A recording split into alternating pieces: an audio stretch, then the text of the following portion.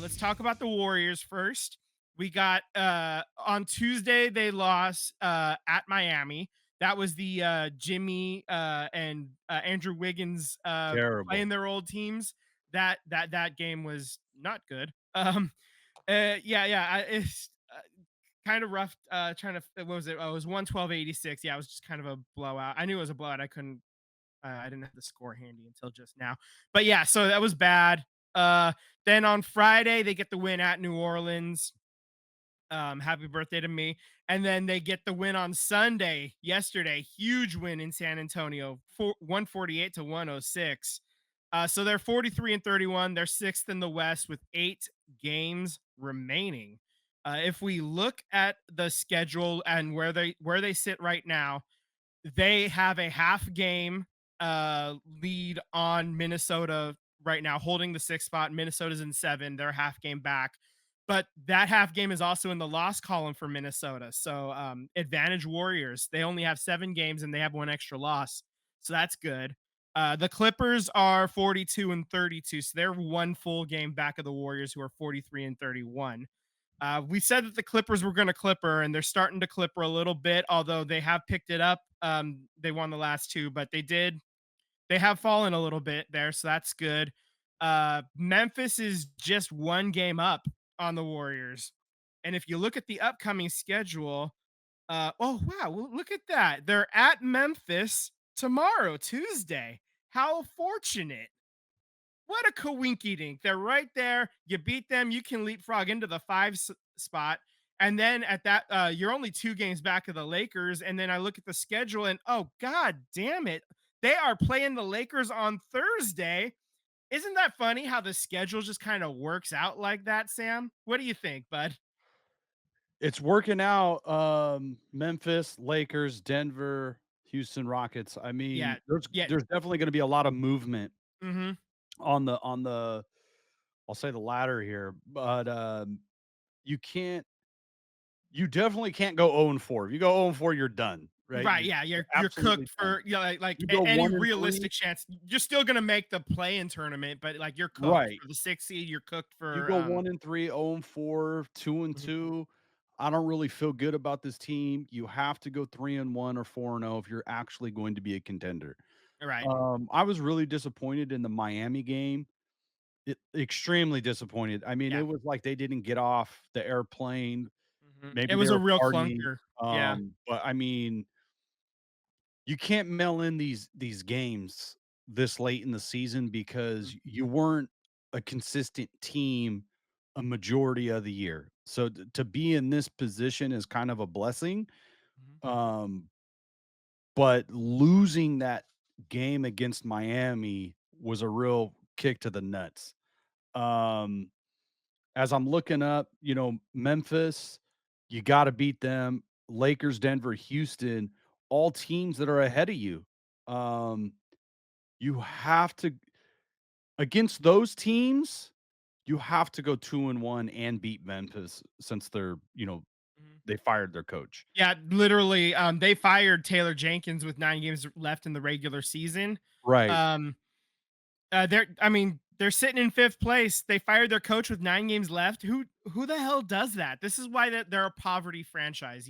Like even he's their most winningest head coach. Obviously, he's like they've yeah, I mean, they played with an attitude that obviously rubbed a lot of people the wrong way, including us Warriors fans. Um, Yeah. they were fake tough guys. Dylan Brooks is the only one that was actually somewhat tough. Like the rest of them just kind of Fake tried stuff. and like it was just Well, it John was Morant, he obnoxious. was, I don't wanna go down the history of John Morant, but, we remember what he was doing. Yeah, yeah. So like why he was in trouble and then injured when he came back, and yeah. Right. So and Um, now Jaws I wanna actually. go back to, Jimmy Butler real quick. I wanna comment on this is that Jonathan Kuminga is injured. He re-aggravated this ankle, Mhm, and that that really sucks, because I think he was starting to have this season, he started to show some signs of being really good. For whatever reason, it seems like on the court, off the court, JK just gets a lot of bad breaks, and He's in the doghouse, he's out of the doghouse, he gets injured, he's in the house recovering. He gets back, it looks good at times, looks bad at other times, trying to figure out his role, and, he gets injured again, and this previous injury kept him out, I think, 31 games. Um, so hopefully it's not as bad, but you're at the stretch here, and he re-aggravated it. With Jimmy Butler, now that Jonathan Kuminga's out, he's one of the only few guys. Him and Jimmy Butler are like the only 2 guys that can get to the rim and get a foul, create their own shot, do things like that. So, it's definitely gonna be a big loss losing Kuminga if he's out for an extended period of time. And I know the Warriors' record is really good with Jimmy Butler, and he's facilitating the ball and passing the ball and making really good decisions. But, 10, 12 points is not gonna be enough. Like, as we move into this stretch, Vince, we Mhm. need to start seeing playoff Jimmy. We need to start seeing some points. And I Yeah. love the facilitating. I love all of this stuff. But when it comes playoff crunch time, these guys have to prove that they can knock down the shots. And I don't know if I'm willing to rely on that. I need to start seeing more points out of Jimmy Butler. Like the facilitating, the defense, the team defense, that's all great. The mentorship, that's all great. But this offense cannot rely just on Steph Curry. It needs another scorer, and I don't see anybody else doing that other than Jimmy Butler. You're gonna see highlights from pods. You're gonna see sometimes, Buddy Hield get his off, but they need more consistency offensively, if they're gonna do anything in the playoffs or down this stretch to position themselves to get any type of home court, help here. So, Right. Yeah. So, I mean, like we said, this is actually a really fun little quirk of the schedule. The next 4 games coming up this week, you're literally playing. You're in the 6th seed as the Warriors. You're playing the 5 seed, and then you're playing the 4 seed, and then the 3 seed, and then the 2 seed. Like it's literally just. I'm looking at the schedule. You got Memphis, Lakers, Denver, and Houston, like all in a row. Those are your next 4 games, and they're all the next teams above you in order too. So, I mean, and right. obviously the standings may jostle around a little bit before we actually get to play like Denver or Houston. Maybe if Houston like Houston's been crazy hot actually. They've won 9 of their last 10 actually. Yeah. But if Denver like drops, two of like 2 games before they get to play the Warriors, then maybe suddenly they're the 4 seed and Lakers are the 3 seed or something. I don't know. But as it stands right now, that's what you got. So you're literally playing the teams that are right in front of you. These are the teams that you're probably going to be playing in the playoffs if you're able to hold on to the 6 seed. So this is absolutely the time you need to start playing like it's playoff basketball. It's time to buckle down. It's time to I'm gonna do it, Sam. I'm gonna say it. You demonstrate that championship DNA, you know, Per my your favorite favorite saying. phrase.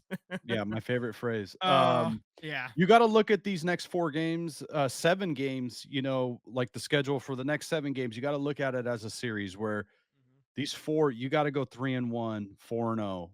You have to keep winning because even if the Denver, you don't ideally, you don't face Denver in the first round. But you know what? You gotta win as many games. You just gotta get the wins. You gotta get the Mhm. best seed that you can possibly get. Yep. If that takes you to 3, so be it. Deal with it. Right. Um, Y Obviously, if you fall all the way down to the play-in tournament, you Mhm. gotta deal with that too. But I think you gotta go for the highest seed that you can get Yeah. and hopefully get some type of home court advantage, and then, you go from there. Yeah. I'm looking at it like just the last 10, like I have that pulled up right now for all the teams ahead of us. Memphis is 4-6 in their last 10. They're also on a 2-game losing streak, basically since they fired Taylor Jenkins. Right, The Lakers are 5-5 in their last 10. They did win their last game.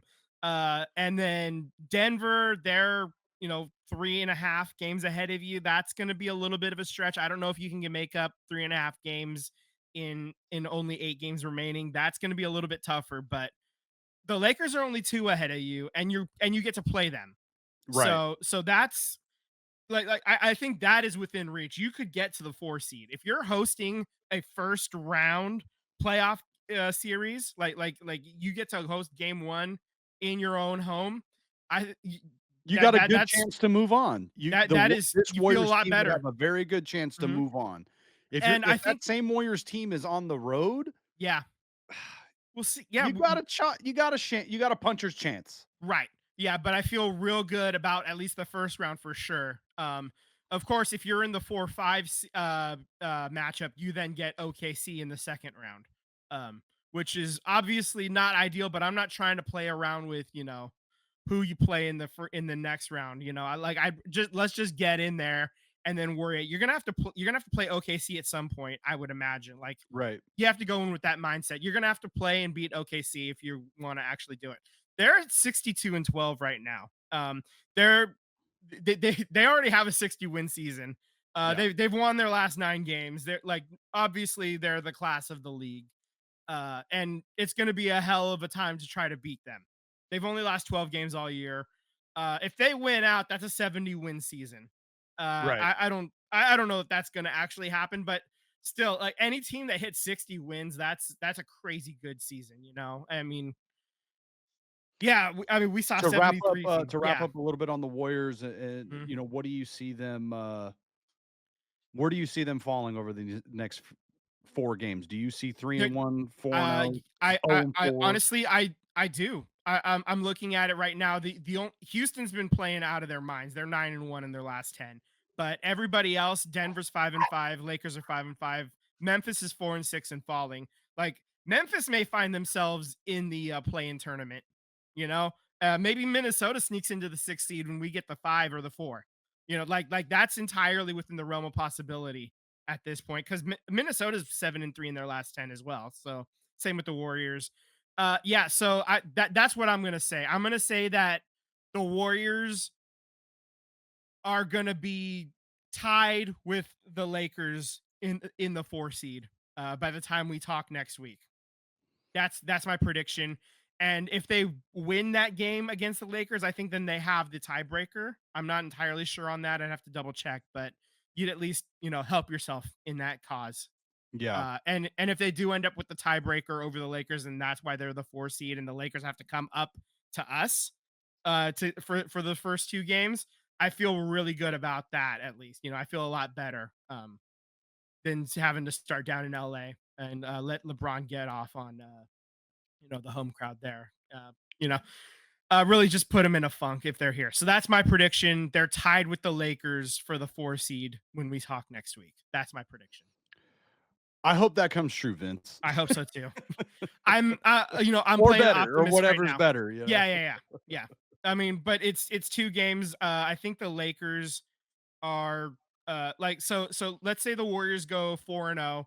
That would mean that the Lakers go 2-2 and one of those losses are going to be against the Warriors, right? So that's kind of where I'm seeing it. If they're, you know, I haven't seen if the Lakers are playing 4 games next week. I have to imagine it. The schedule gets kind of compact at the end. So, yeah.